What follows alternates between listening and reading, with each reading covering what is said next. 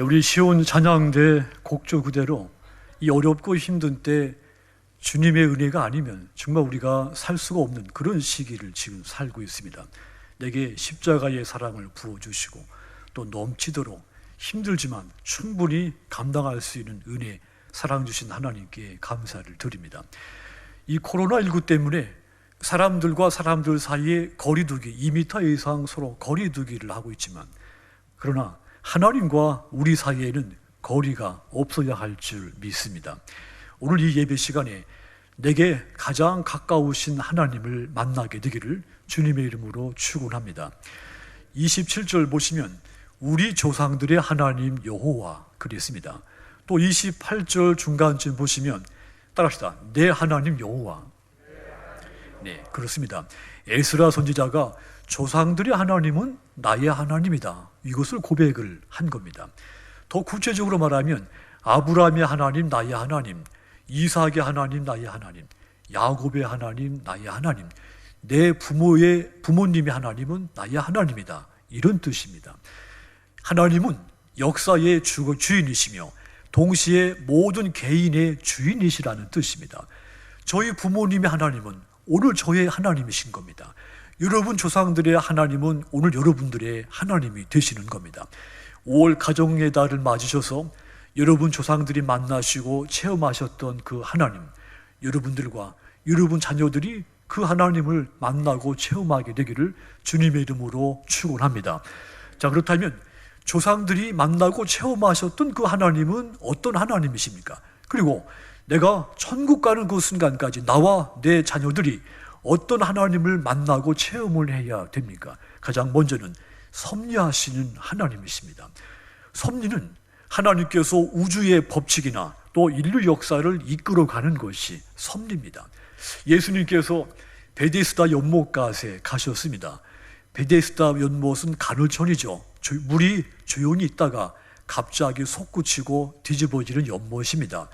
유대인들은 가끔 이 연못에 천사가 내려와서 이 물을 동하게 하는데, 그러고 난 다음에 가장 먼저 이 연못에 들어가는 사람은 어떤 병에 걸렸든지 다 낫는다, 이 말을 믿고 있었습니다. 그래서 이 많은 환자들이 다른 사람보다 먼저 들어가기 위해서 이 연못가에 늘 모여 있었던 겁니다. 38년 된 병자도 이곳에 그런 믿음과 소망을 가지고 있었던 것이죠. 그는 38년 동안 누워만 있었습니다. 그가 얼마나 수척해 있었겠습니까? 예수님이 그에게 네가 낫고자 하느냐 물으셨습니다. 그러자 그가 주여, 물이 동할 때 나를 물에 넣어줄 사람이 없어서 내가 가는 동안 다른 사람이 먼저 내려갑니다. 이때 예수님이 그에게 뭐라고 그러십니까? 일어나 네 자리를 들고 걸어가라 그랬습니다. 하지만 이 38년 된 환자는 지금까지 누군가의 도움으로 이 연못에 들어가기를 원했습니다. 그런데 우리 예수님은 네 자리를 들고 걸어가라 그랬습니다. 타인을 의지하지 말고 스스로 걸어가라고 말씀을 한 겁니다. 사람의 도움을 구하지 말고 예수님의 말씀을 믿고 스스로 일어서라고 하신 겁니다. 이 말씀은 절망에 빠졌던 이 병자에게 구원의 말씀이 됐습니다. 예수님의 이 말씀이 선포됐을 때 그의 다리에 힘이 생겼고 38년 된 병이 정말로 깨끗이 나았습니다. 기적이 일어난 겁니다. 그렇다면 여러분, 이 놀라운 광경을 지켜본 사람이라면 어떻게 해야 됩니까? 마땅히 박수를 치고 감사하고 그 병자를 축하를 해 주어야 됩니다. 믿음을 가진 사람이라면 더더욱 그렇게 해야 하는 것이죠. 그런데 이 악한 유대인들, 그 중에서도 특별히 신앙적으로 교만한 바리새인들은 이 38년 된 병자가 고침받은 것을 비판을 했습니다. 안식일에 일을 행했다는 것이죠. 율법에 의하면 안식일에 일하지 말라고 했는데 어찌하여 병을 고쳤느냐 비판한 겁니다. 예수님은 그 병자의 생명을 살리고자 하시는데 그들의 의식과 사고에는 여전히 율법에 얽매여 있었던 것이죠. 그러자 예수님께서 그들에게, 이 바리새인들에게 내 아버지께서 이제까지 일하시니 나도 일한다, 그렇게 말씀을 했죠. 한마디로 하나님께서 쉬지 않고 창조와 구원을 섭리하셨듯이 나도 쉬지 않고 사람을 살리시는 구원을 섭리하신다고 말씀을 하신 겁니다. 유대인들과 바리새인들로 상징되는 인간은 자신의 뜻대로, 자신의 목적대로 이 세상을 이끌고 가려고 합니다. 하지만 예수님은 내 아버지께서도 일하시니 나도 일하신다고 하신 말씀같이 예수님이 자신의 뜻대로 세상을 섭리하시는 것이 아니라 하나님의 뜻대로 세상을 섭리하신다는 말씀입니다. 하나님은 천지를 창조하신 다음에 이 광활한 우주의 법칙을 만드셨고 이 법칙을 지금까지 섭리하고 계시는 분입니다. 자연계를 다스리시고 섭리하시는 하나님이신 겁니다. 인간의 역사 또한 이 하나님이 원하시는 방향으로 섭리하고 계십니다. 개인 한 사람 한 사람의 운명과 여러분 가정의 운명까지도 하나님이 뜻대로 섭리하고 계시는 겁니다. 만약에 누군가가 하나님의 이 섭리에서 벗어나려고 한다면 아마도 처음 얼마 동안은 자유롭고 좋을지 모르겠습니다. 하지만 그 길은 사는 길이 아니라 결국 죽는 길이 되는 것입니다. 하나님은 여러분과 여러분 가정 그리고 인류 역사를 하나님의 장중에 붙드시고 자신의 뜻대로 섭리하시는 분이십니다. 이 하나님이 조상들의 하나님이고 나의 하나님이신 것을 믿으시기를 주님의 이름으로 축원합니다. 27절 다시 보시면 우리 조상들의 하나님 여호와를 송축할지로다. 그가 왕의 마음에 예루살렘 여호와의 성전을 아름답게 할 뜻을 두시고 그랬습니다. 여기 우리 조상들의 하나님 여호와다 그랬습니다. 이 말씀의 배경을 알 필요가 있습니다. 이스라엘 민족이 망하고 이 백성들이 그 포로로 끌려간 것은 바벨론 시대 느부갓네살 왕이었을 때였습니다. 자, 그런데 또 이 바벨론 민족을 멸망시킨 나라는 페르시아입니다. 우리 그 성경에는 바사라고 되어 있죠. 페르시아의 아닥사스다 왕이 이 바벨론을 멸망을 시키고 새로운 이제 주인이 된 겁니다. 근데 이 아닥사스다 왕은 사실 이 유대 사람들에 대해서 이 유대인들이 언제 포로로 잡혀왔고 지금 그들이 어디서 어떻게 사는지 관심도 없고 실은 그 상태를 전혀 알지 못합니다. 자기가 유대 백성들을 붙잡아 와서 포로시킨 것도 아니고 또 유대 민족에 대해서 아는 것도 없습니다. 더군다나 유대인들이 섬기는 여호와 하나님이라고 하는 그 신에 대해서 이 왕은 전혀 아는 사람이 아닙니다. 그런데 이 왕이 매우 뜻밖의 일을 행하게 됩니다. 유대인들에 대해서, 유대 민족에 대해서 아주 우호적인 통치를 하죠. 그리고 무엇보다도 유대인들이 예루살렘 성전을 재건하는 것을 묵인을 해 준 겁니다. 이것은 굉장한 놀라운 일, 상상하지 못한 일입니다. 이 유대인들이 섬기는 하나님을 알지도 못하고 유대인들이 대해서 전혀 지식, 관심도 없는 이 왕이 어떻게 그들에 대해서 우호적인 마음을 품고 그들의 하나님을 섬기는 성전을 재건하는 것을 묵인을 해줄까요? 그렇다면 이 아닥사스다 왕이 어떻게 이런 마음을 품게 됐을까요?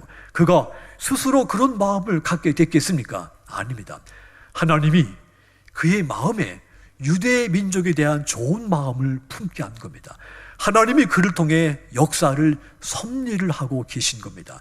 이 아닥사스다 왕이 통치할 때 그 당시 중동 지방의 대부분을 지배하고 있었습니다. 자, 그러니까 이 왕이 어떤 마음을 품느냐에 따라서 중동 지방의 그 각 나라들의 운명이 좌우될 수가 있었습니다. 자, 그래서 하나님이 왕의 마음을 주장하셨고 그 마음속에 하나님이 세계를 어떻게 이끌어 가실 것인가 그 섭리하시고자 하는 그 뜻을 이 마음 그 왕의 마음속에 품게 하셔서 그를 통해 세계의 역사를 섭리를 하신 겁니다.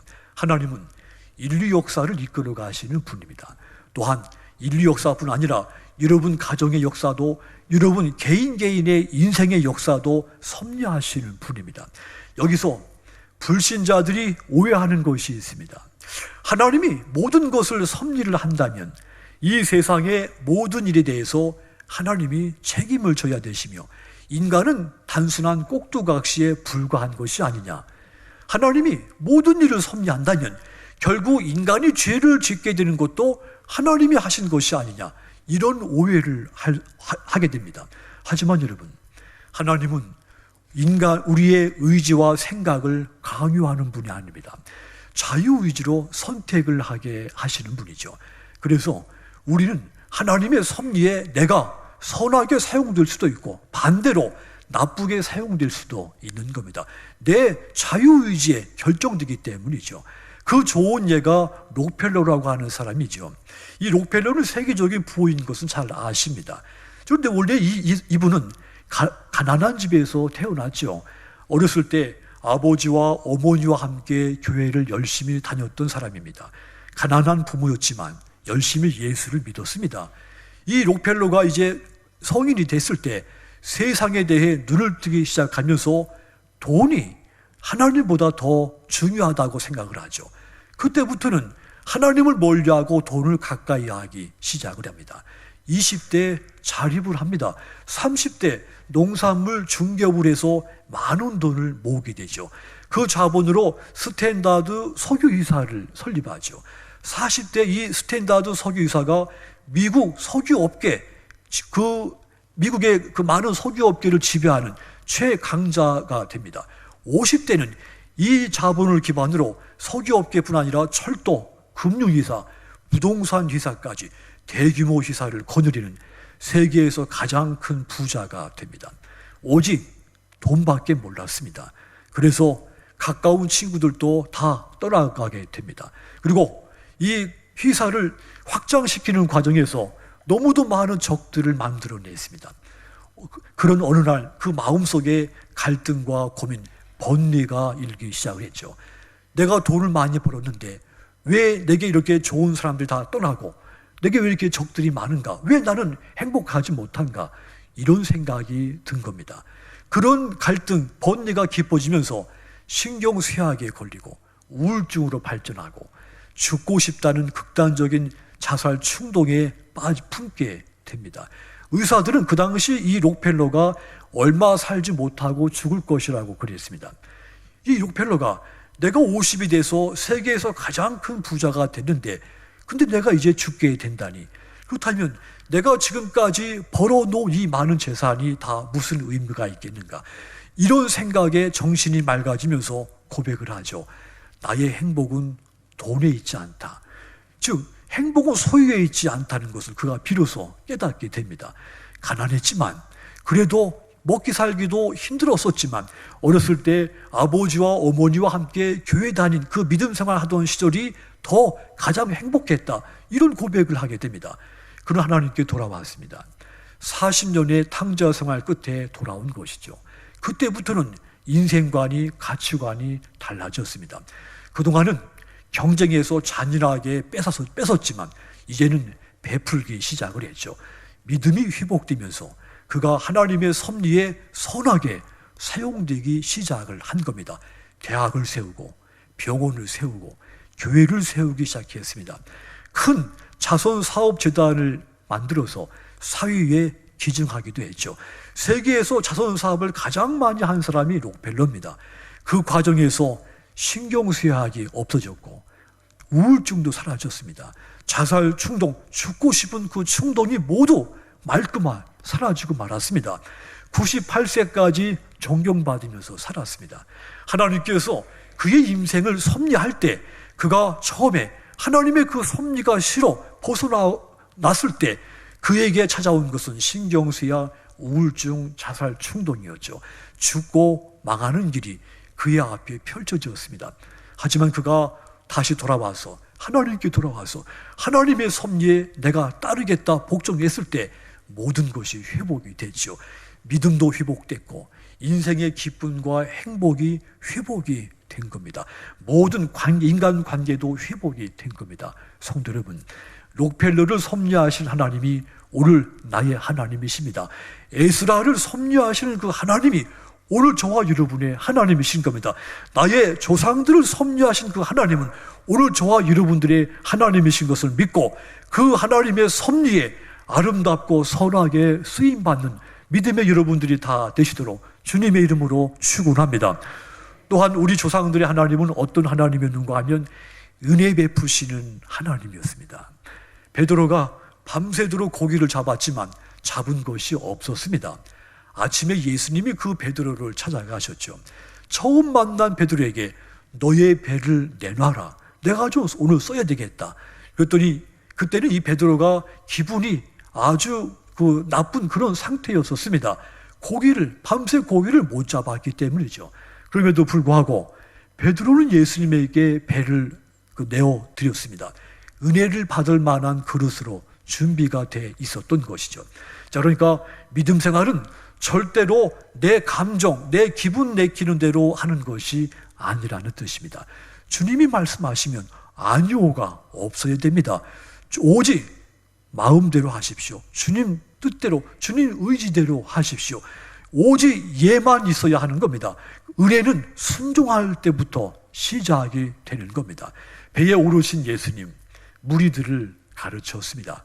베드로도 그곳에서 예수님의 말씀을 듣습니다. 베드로가 주님의 말씀을 듣고 가장 먼저 은혜를 뜨겁게 체험을 하게 되죠. 갈릴리 바다에서는 밤에만 고기를 잡습니다. 그런데 예수님은 그 베드로에게 낮에 그물을 내려서 고기를 잡으라는 것입니다. 자, 그리고 이 갈릴리에서 고기는 깊은 곳에서 잡는 것이 아닙니다. 언제든지 낮은 곳에서 잡습니다. 그런데 예수님은 베드로에게 깊은 곳으로 가서 고기를 잡으라는 것입니다. 베드로의 경험에 의하면 이 도무지 말도 안 되는 소리들이었습니다. 하지만 이 베드로는 이미 은혜를 받은 사람이었죠. 그래서 주님 말씀대로 하겠습니다. 순종을 하죠. 그 순간 기적이 일어납니다. 그물이 찢어지도록 많은 고기가 잡혀서 2배에 다 담기가 어려울 만큼 축복이 베드로 앞에 펼쳐지게 된 겁니다. 자, 이 기적의 축복은 하나님이 베푸시는 은혜를 받은 후에 일어났다는 사실을 반드시 기억하시기를 바랍니다. 하나님은 은혜 베푸시기를 좋아하시는 분입니다.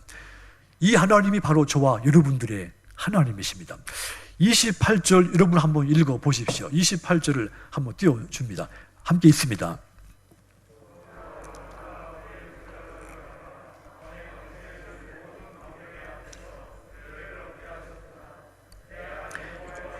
내 위에 있으므로 내가 힘을 얻어 이스라엘 중에 우두머리들을 모아 나와 함께 올라가게 하였노라.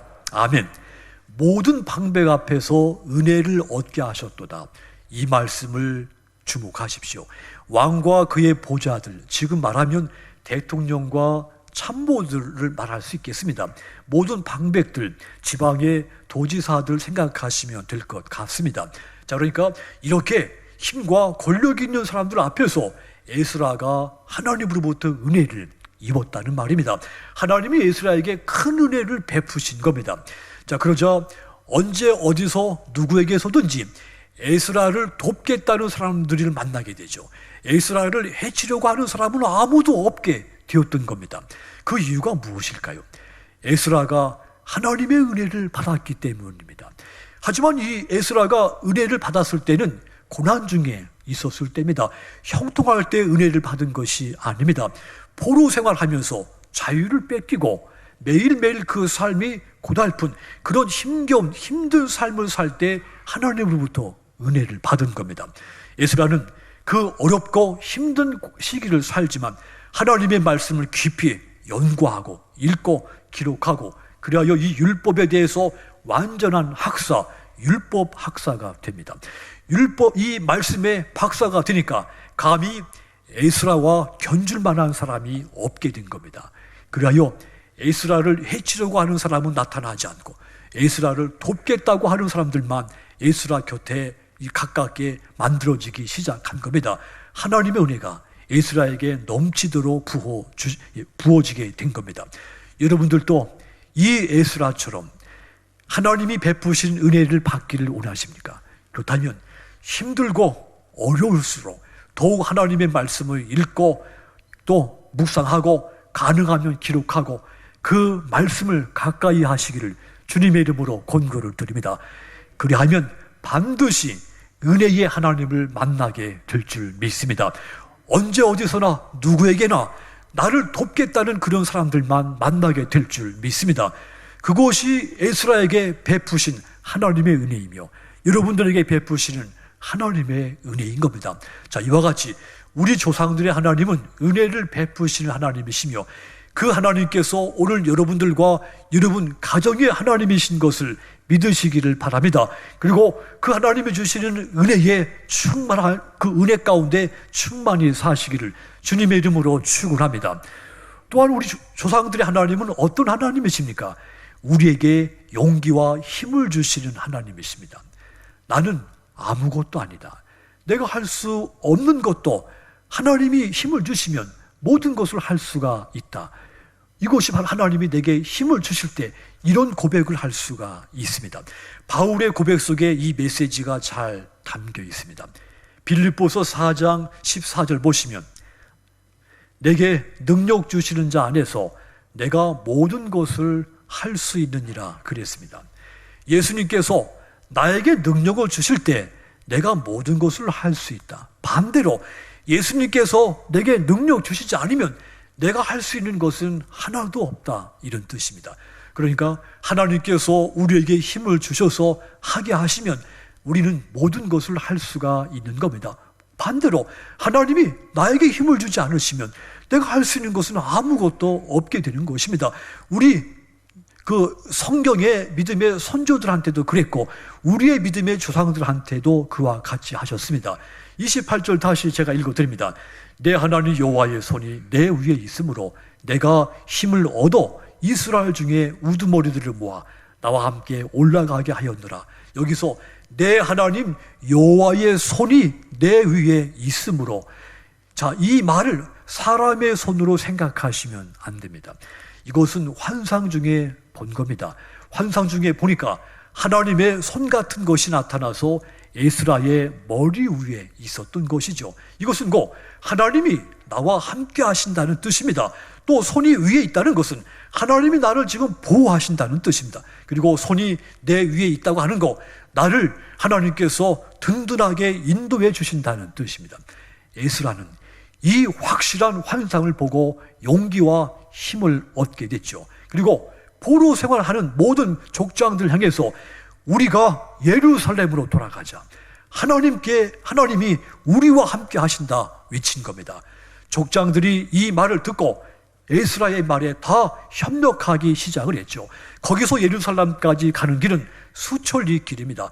넉 달을 걸어가야 하는 길입니다. 그 과정에는 이스라엘의 대적들이 곳곳에 많이 있었습니다.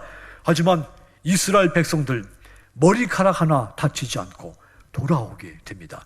어떻게 이런 일이, 기적 같은 일이 일어날 수가 있었습니까? 하나님께서 에스라에게 힘을 주시자 이 많은 백성들을 거느리고 예루살렘에 돌아와서 아무도 다치지 않고 온전하게 예루살렘으로 다 돌아와서 성전 재건하는 일을 할 수 있게 됐던 겁니다. 여러분, 우리는 내 힘과 내 능력의 한계 때문에 하지 못하는 것들이 아주 많습니다. 하지만 하나님이 내게 힘을 주시면 이거 못해 하던 것도 할 수 있게 될 줄 믿습니다. 다윗은 힘이 되신 하나님을 늘 찬송한 사람이었죠.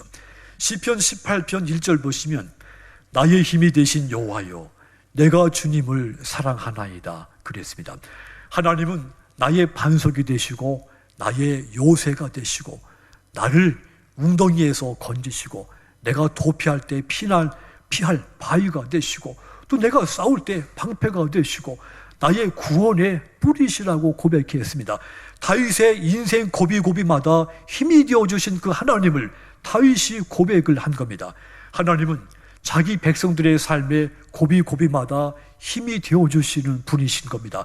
자, 그러니까 하나님이 우리에게 힘을 주시면 모든 역경을 충분히 헤쳐나갈 수가 있는 겁니다. 우리는 돈 많고 권력이 있고 또 몸이 건강하면 힘이 있다고 생각을 합니다. 하지만 여러분, 진정한 힘은 하나님이 주시는 힘이 진정한 힘입니다. 하나님은 인간이 약함을 인정할 때 힘을 주십니다. 자신의 약함을 인정하고 하나님이 주시는 힘으로 살아가려고 의지할 때 능력 주시는 자 안에서 모든 것을 할 수가 있게 되는 겁니다. 이처럼 조상들의 하나님은 힘을 주시는 하나님이신 겁니다. 그 하나님을 오늘 저와 여러분들이 하나님이신 것을 믿고 그 하나님이 주시는 힘을 가지고 힘들고 어려운 환경을 만났을지라도 능히 극복하고 승리하시기를 주님의 이름으로 축원합니다. 사랑하는 성도 여러분, 5월은 가정의 달입니다.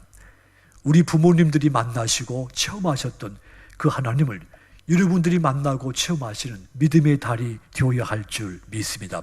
조상들의 하나님은 나의 하나님이십니다. 그 하나님은 섭리하신 하나님, 은혜 베푸시는 하나님, 내게 용기와 힘을 주시는 하나님이시라 그랬습니다. 그 하나님으로 인해서 날마다 은혜와 승리의 삶을 사시는 여러분과 여러분의 자녀들이 다 되시도록 주님의 이름으로 축원합니다. 기도하겠습니다.